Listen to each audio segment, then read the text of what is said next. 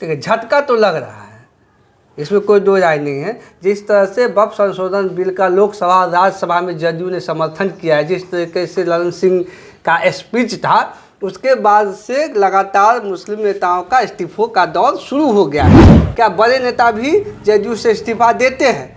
क्योंकि जदयू के मुस्लिम नेताओं पर धार्मिक संस्थाओं और मुस्लिम समाज का दबाव है।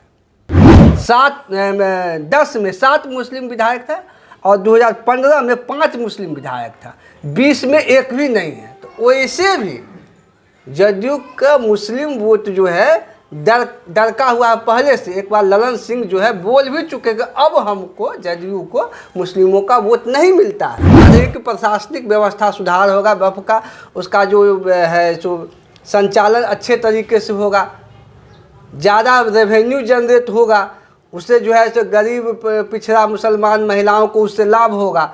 लेकिन ये होगा या नहीं होगा, ये 2-3 साल में पता चलेगा। ये मुस्लिम वोटों का कुछ % जो मिल रहा है वो भी इस बार हो सकता है इनको नहीं मिलता है। लेकिन इस बार का जो है सो मुखर विरोध है नीतीश कुमार का, मुखर विरोध है बीजेपी का। और जब मुखरता से आप विरोध करते हैं तो दूसरे तरफ वाले लोग को भी दिख रहा होता है कि अब इस वजह से एकजुट हो रहा है तो हम भी एकजुट हो जाए। नमस्कार, मैं प्रशांत। देखिए, बिहार के मुख्यमंत्री नीतीश कुमार अब वक्फ बिल संशोधन के बाद से घिरने लगे। उनके ही पार्टी के कई मुस्लिम नेता अब इस्तीफा देने लगे।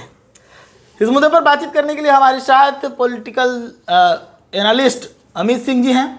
हम इनसे बातचीत करेंगे और समझेंगे क्या नीतीश कुमार की राजनीति में कोई तगड़ा झटका लगने जा रहा है। देखिए, झटका तो लग रहा है, इसमें कोई दो राय नहीं है। जिस तरह से वक्फ संशोधन बिल का लोकसभा और राज्यसभा में जदयू ने समर्थन किया है, जिस तरीके से ललन सिंह का स्पीच था, उसके बाद से लगातार मुस्लिम नेताओं का इस्तीफों का दौर शुरू हो गया है जदयू में। हालांकि जिन नेताओं ने इस्तीफा दिया कोई बड़ा चेहरा नहीं है, लेकिन छोटे नेताओं ने अभी इस्तीफा दिया। लेकिन अब देखना ये होगा आने वाले दिनों में क्या बड़े नेता भी जदयू से इस्तीफा देते हैं, क्योंकि जदयू के मुस्लिम नेताओं पर धार्मिक संस्थाओं और मुस्लिम समाज का दबाव है। अब दबाव को झेल के रह पाते हैं जदयू में या वो भी बड़े नेता जो है वो भी इस्तीफा देते हैं, वो देखने वाली बात होगी। एक परसेप्शन तो बन रहा है कि मुसलमान जो है नीतीश कुमार से नाराज़ हो गए हैं, इस वजह से लोग इस्तीफा दे रहे हैं। विपक्षी पार्टी उसको जो है सो टूल देगी।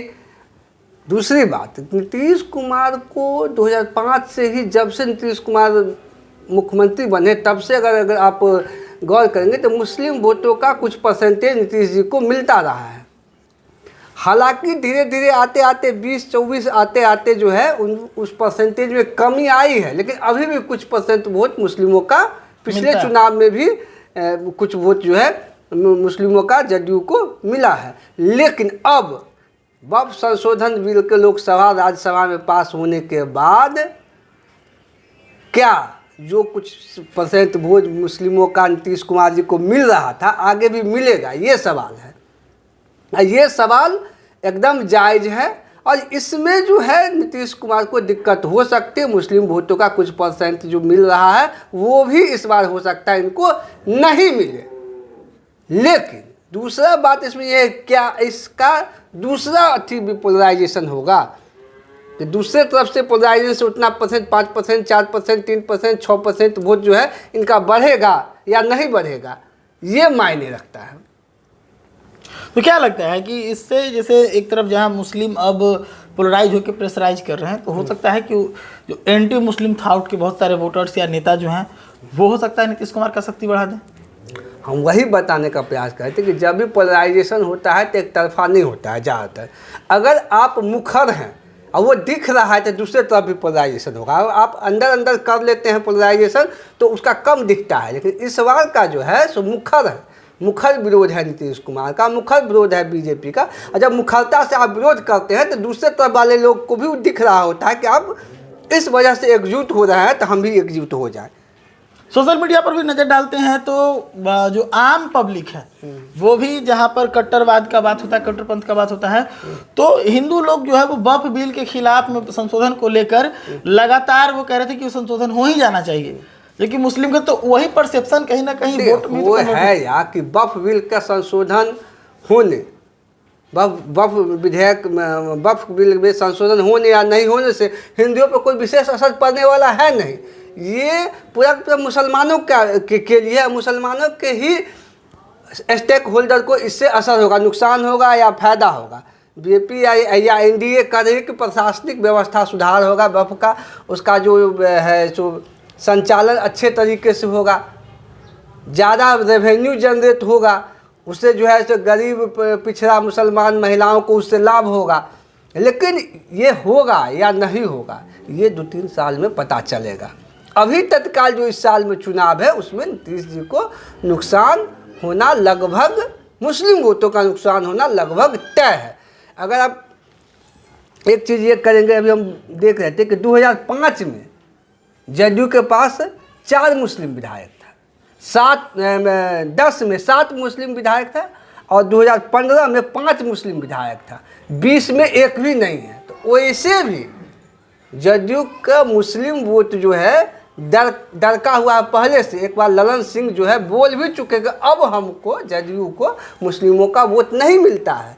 हालांकि उन्होंने बाद में सफाई दिया था, लेकिन इस बात में बहुत हद तक सच्चाई है कि मुस्लिमों का वोट पहले जितना नीतीश कुमार जी को मिलता था उतना अब नहीं मिलता है, और इस फैसले के बाद और उसमें कमी आएगी। अच्छा, राजनीति है, राजनीति में कुछ कुछ अचानक से ऐसे परिवेश बदलता है कि नाराजगी अचानक से खुशी में बदल जाती है, खुशी नाराजगी में बदल जाती है। तो क्या नीतीश कुमार के पास कोई ऐसा स्ट्रोक बचा है जिससे नीतीश कुमार एक और फिर से मुसलमानों को मनाने का प्रयास कर सकते हैं, कुछ ऐसा कर सकते हैं?